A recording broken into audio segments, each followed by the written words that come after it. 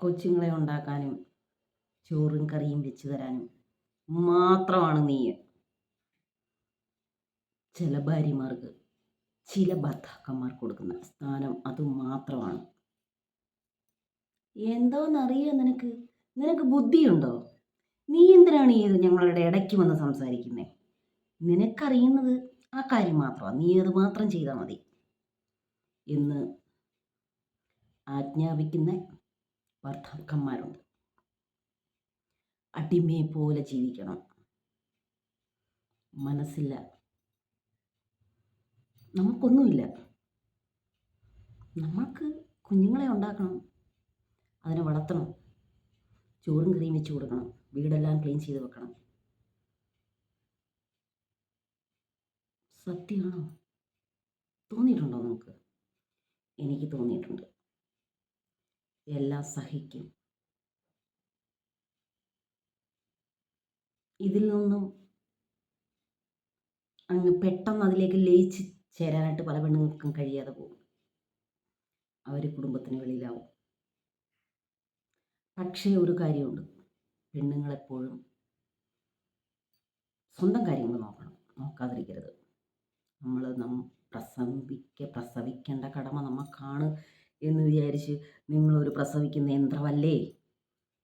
ആ കുട്ടികളെ വളർത്തിക്കൊണ്ടുവരേണ്ട കടമ നമുക്കായതുകൊണ്ട് അത് ഒരു ജോലിക്കാരിയെ പോലെയോ അല്ലെങ്കിൽ എന്തോ പറയുന്നേ, കടമ, എല്ലാത്തിനും കടമകളൊക്കെ ശരിയാണ്. പക്ഷേ അതിന് കൂടെ നിന്ന് നമുക്ക് സപ്പോർട്ട് തരാനായിട്ട് നല്ലൊരു ഭർത്താവ് വേണം. അടിമയെ പോലെ നമ്മളെ ഒരു മനുഷ്യനായിട്ട് പോലും കാണത്തില്ല. പബ്ലിക്കിൽ പറയണം, എനിക്ക് ഭാര്യയുണ്ട്, എനിക്ക് കുട്ടികളുണ്ട്, എനിക്കെല്ലാം ഉണ്ട്, കുടുംബമുണ്ട് എന്ന് ആണ് ഞെളിഞ്ഞെന്ന് പറയണം. തിരിച്ച് ചിന്തിച്ചു നോക്കിയേ.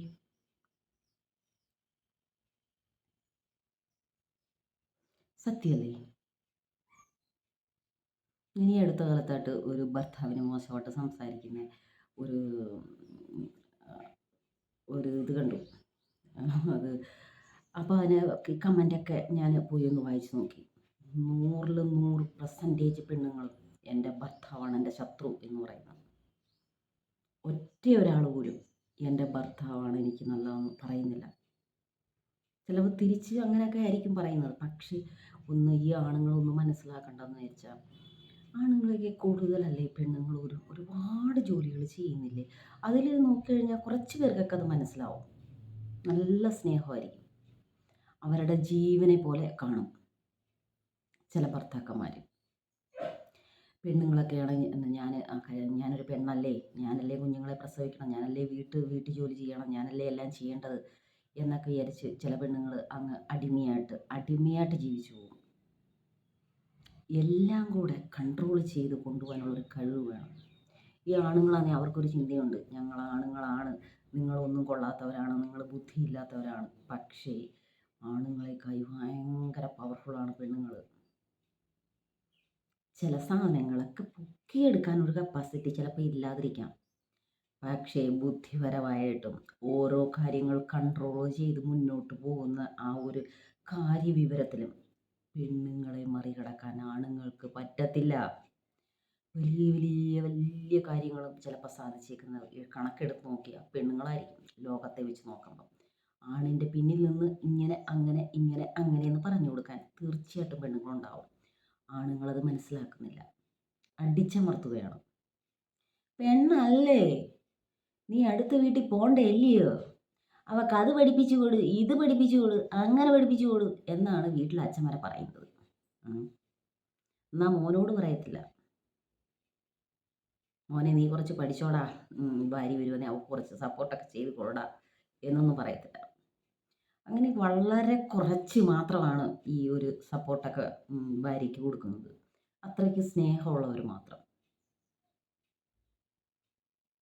ഭാര്യമാരെന്താണെന്ന് വെച്ചാൽ, എനിക്ക് പറയാനുള്ളത് വെച്ചാൽ, എപ്പോഴും നിങ്ങളുടെ പിന്നെ വേറൊരു കാര്യമുണ്ട്, ഇവർക്ക് നമ്മൾ ഈ മന്ദലി ഒരു പാട് വേണമെങ്കിൽ അവരുടെ മുന്നിൽ ഇങ്ങനെ കെഞ്ചി നിൽക്കണം.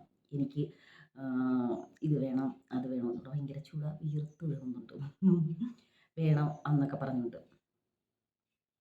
അങ്ങനെ നമ്മൾ നമുക്ക് ഒരു വരുമാനം വേണം. നമ്മളെന്തെങ്കിലും പഠിക്കുകയോ അല്ലെങ്കിൽ വീട്ടിൽ നിന്ന് നമുക്ക് വെളിയിലോട്ട് ഇപ്പോൾ കുട്ടികളൊക്കെ ആയിക്കഴിഞ്ഞാലോ അല്ലെങ്കിൽ എങ്ങനെയായാലും കുട്ടികളായി കഴിഞ്ഞിട്ട് ഒരു കുറച്ച്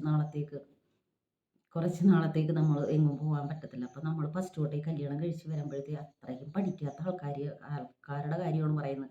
പഠിച്ചവർ അതിൻ്റെതായ രീതിയിൽ പൊയ്ക്കോണം. അപ്പോൾ എന്തെങ്കിലും കാര്യമൊക്കെ നമ്മളും പഠിച്ചു വെച്ചേക്കണം. നമ്മുടെ കയ്യിൽ ഇപ്പോൾ പെട്ടെന്ന് നമ്മുടെ റോഡ് സൈഡിലൂടെ എന്തെങ്കിലും ഒരു സാധനം നല്ലതായിട്ട് തിന്നുന്ന പോലെ ഇങ്ങനെ വിളിച്ചു കൂവിക്കൊണ്ട് പോകത്തില്ലേ? അപ്പോൾ പെട്ടെന്ന് പോയി നമുക്ക് വാങ്ങി തിന്നാൻ നമ്മുടെ കയ്യിൽ കുറച്ച് പൈസ വേണ്ടേ, ഒരു 10 രൂപയെങ്കിലും. അപ്പോൾ അതിനനുസരിച്ച് നമ്മൾ സേവ് ചെയ്ത് വെക്കാനോ അതല്ലെങ്കിൽ നമ്മൾ സ്വന്തമായിട്ടൊരു വരുമാനം ഉണ്ടാക്കി വെക്കുക. വസ്തുക്കളൊക്കെ ഉള്ളവരാണെങ്കിൽ കൃഷിയൊക്കെ ചെയ്യാം.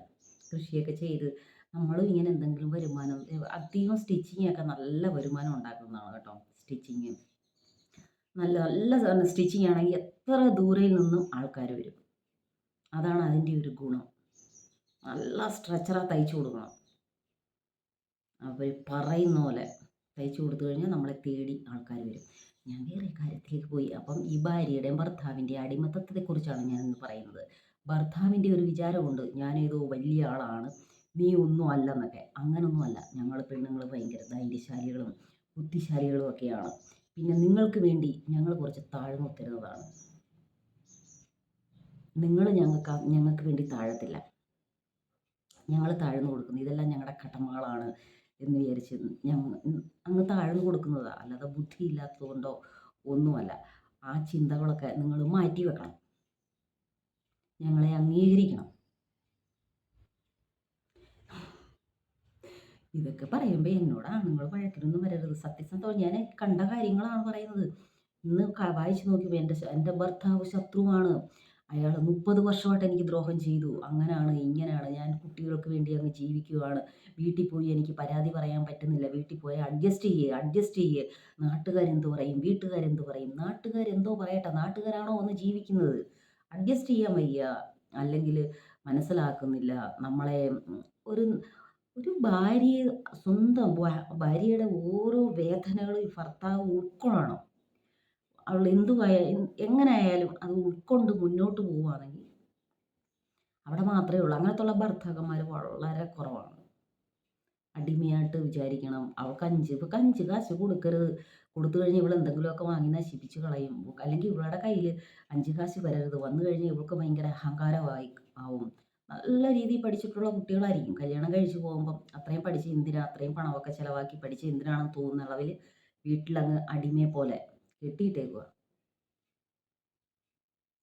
എനിക്ക് പറയാനുണ്ടെന്ന് വെച്ചാൽ സ്വന്തം കാലിൽ നിൽക്കാൻ പഠിക്കുക.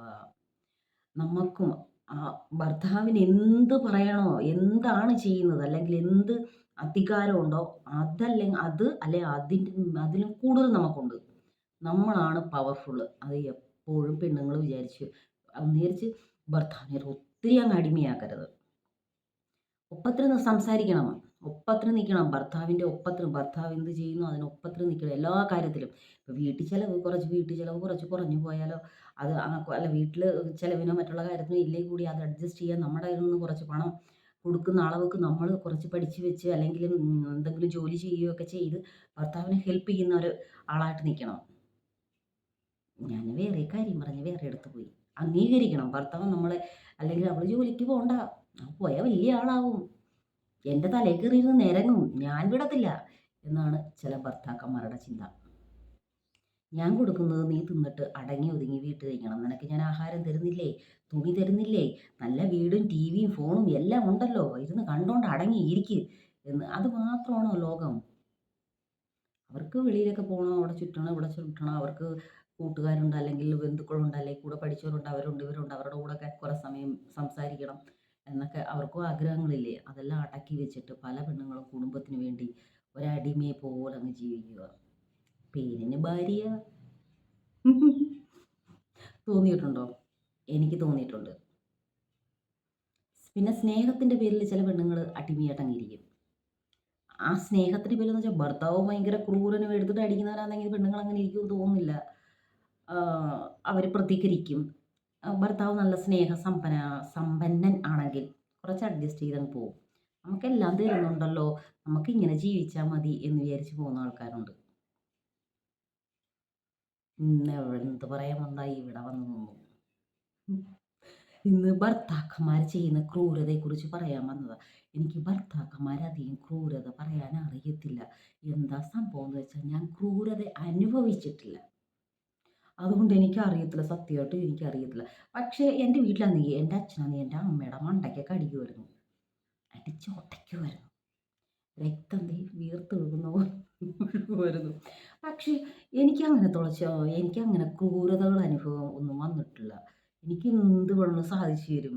എൻ്റെ ആഗ്രഹം പോലൊക്കെ എനിക്ക് സാധിച്ചു തരികയും പിന്നെ വഴക്കൊന്നും പറയാത്ത ഒരു ഭർത്താവായത് കാരണം ഈ ഭർത്താക്കന്മാരെക്കുറിച്ച് കൂടുതൽ മോശമായിട്ട രീതിയിൽ സംസാരിക്കാൻ എനിക്കറിയത്തില്ല. ഭർത്താവിൻ്റെ ക്രൂരത പറയാൻ വന്നതാണ്. ഒരു കഥയുണ്ടാക്കിക്കൊണ്ട്. പക്ഷെ ചീറ്റിപ്പോയി.